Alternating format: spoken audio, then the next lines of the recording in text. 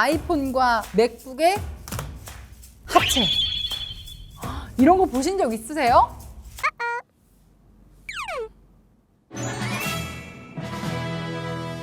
안녕하세요. 알고 있니의 김수연입니다. 삼성에서 폴더형 스마트폰이 처음 나왔을 때를 기억하시나요? 힌지 부분이 약해서 금방 망가질 것 같다. 터치 디바이스로 전환된 지 오랜데 왜 다시 폴더블 디바이스로 돌아가려는 거냐? 등등 부정적인 반응이 꽤나 많았던 것 같은데요. 하지만 지금 플립 시리즈는 삼성 스마트폰 라인업에서 갤럭시 S 시리즈와 함께 대표 주자로 손꼽히고 있죠. 이렇게 갤럭시의 플립 시리즈처럼 특이한 제품들이 대중의 니즈와 잘 맞물리면 새로운 IT 기기 트렌드의 출발점이 되기도 하는데요. 자, 오늘은 애플과 삼성이 보유한 특허 중 희한하다 싶은 것들을 몇 가지 추려봤습니다. 구독은 잊지 않으셨죠?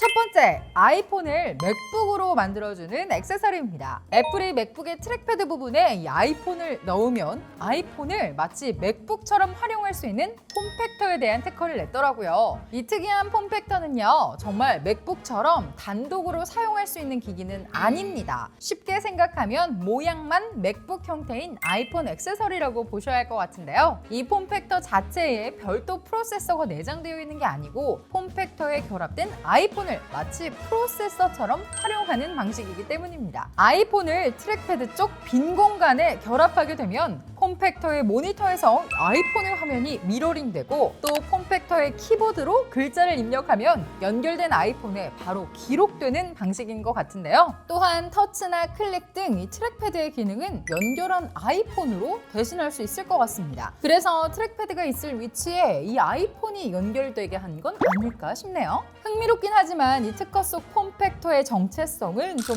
불확실하지 않나 싶은 생각이 들었습니다. 이 정도 사이즈의 액세서리를 들고 다니면서 업무를 볼 바에 맥북이나 태블릿을 쓰는 게 더 낫지 않을까 싶네요. 스마트워치를 착용한 채로 러닝 같은 운동을 막 하다 보면 손목을 너무 옥죄서 불편할 때 있으시죠? 그렇다고 뭐 운동하러 갈 때마다 고쳐매기는 또 귀찮고요.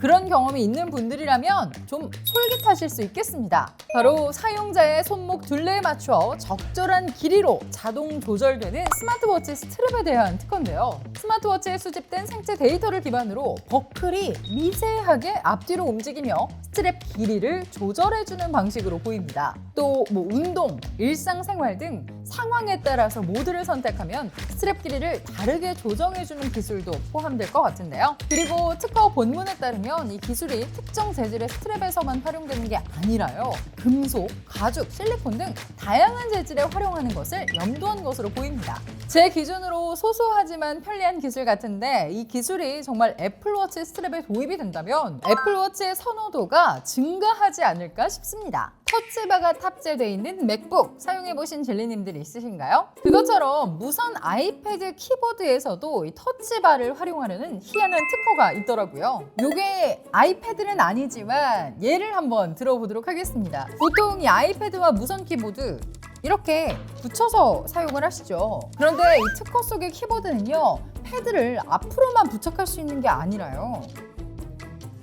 이렇게 아이패드를 뒤집어서도 결합하는 것이 가능한 모양입니다. 하지만 이런 경우에 뭐 힌지 부분이 좀 아이패드의 상단바를 가리게 되겠죠. 그래서 애플의 구상도를 보면요, 이렇게 힌지 부분에 디스플레이를 추가해서 맥북의 터치바처럼 활용할 수 있게 만들겠다는 것 같더라고요. 근데 글쎄요, 패드에서 뒤집어서 붙일 일이 얼마나 있을까요? 실제 작업 환경에 도입된다고 생각을 해봤을 때 유용하게 쓰일 수는 없을 것 같아서 개인적으로는 유의미한 시도 같진 않네요. 이어서 예전에 알고 있니에서 리뷰한 레이저 키보드 기억나시나요? 그 제품처럼 물리키가 없는 맥북 키보드에 대한 특허도 있습니다. 물리키를 없앤 대신 생체 센서를 탑재한 디스플레이를 키보드로 활용하는 기술이라고 하는데요. 쉽게 말하자면 뭐 키보드와 모니터 모두 액정만 있는 맥북이라고 생각하시면 될 것 같습니다. 그런데 우리가 예전에 레이저 키보드 리뷰할 때도 물리키가 없다 보니까 키감이 없는 게 굉장히 큰 단점이었잖아요. 오타도 정말 많이 나고 잘 눌리는 건지도 모르겠고, 그래서 이 키보드도 비슷한 문제가 있지 않을까 싶거든요. 특허 속 이 키 없는 맥북 키보드는요, 기본 입력 모드일 때 생체 센서가 손바닥의 압력과 체온을 인식해 키 눌림 현상을 방지하는 방식으로 보입니다. 또 특이했던 점은 기본 쿼츠 키보드만 사용 가능한 게 아니고요. 게임 패드를 연결해야 하는 게임들 있잖아요. 그런 게임을 할 때 조이스틱 모드도 제공이 가능할 것으로 보이고요. 인체 구조에 맞춰서 손목이나 손가락 관절 등의 질환을 얻지 않도록 개량된 키보드, 즉 인체공학 키보드 모드가 제공될 것으로 보입니다. 이렇게 애플의 희한한 특허들을 몇 가지 살펴봤는데요. 확실히 애플은 기존의 제품들을 합쳐서 새로운 것을 만들어 보려는 경향이 있는 것 같아요. 아이팟과 스마트폰, 인터넷 통신 기기를 합쳐서 아이폰을 만든 것처럼요. 이 특허들을 봐도 키보드에 보조 디스플레이를 결합하거나 아이폰과 맥을 합치는 등의 모습을 보여줬잖아요. 그래서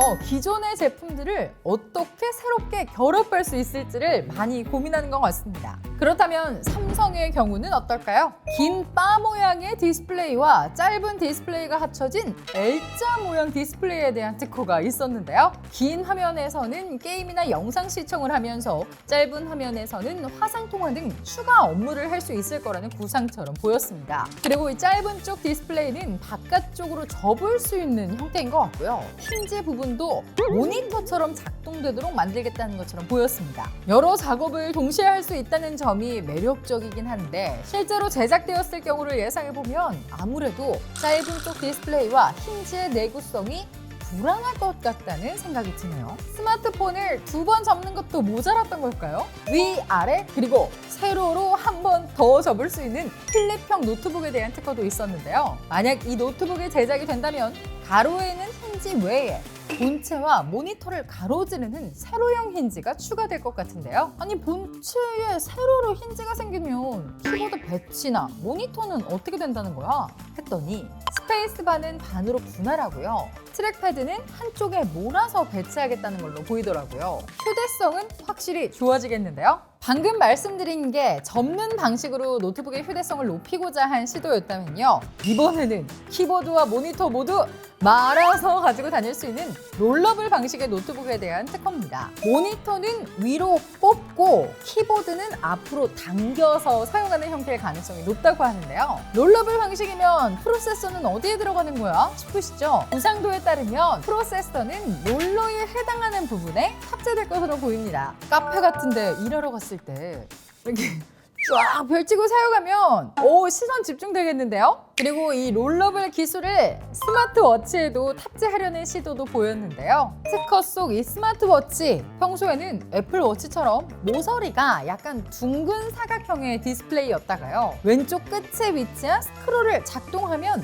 사방으로 디스플레이가 확장된다고 합니다. 스마트워치로 영상 시청을 할 수 있을 정도로 디스플레이 크기를 키울 수 있을 거라고 하는데 사실 스마트워치로 영상을 볼 일이 얼마나 될까 싶긴 하거든요. 그래도 스마트워치로 메시지를 보내거나 확인할 때 답답하긴 했는데 롤러블 기술로 디스플레이가 확장이 된다면 편하긴 하겠네요. 자, 오늘은 애플과 삼성의 희한한 특허들에 대해서 알아봤는데요. 이 특허들은 희한한 만큼 실제로 발매될 확률은 높지 않아 보입니다. 특허들을 살펴보니까 애플은 기존 제품끼리의 결합, 그리고 삼성은 디스플레이의 확장을 중심으로 새로운 제품을 개발하는 모습을 볼 수 있었는데요. 물론 특별한 제품을 개발하거나 발전시키는 것도 좋지만 왜 새로운 형태의 디스플레이가 필요하고 왜 기존 제품들의 요소를 합친 새로운 디바이스가 필요한지 설득하는 게 중요할 것 같습니다. 찾아봐도 이게 뭔 말이야 싶은 IT 이야기, 지금까지 알고 있니의 김수현이었고요. 구독과 좋아요, 알림 설정 부탁드려요. 그리고 알고 있니와 함께하고 있는 채널 트람에도 구독 잊지 마세요. 그럼 다음 주에 만나요. 안녕.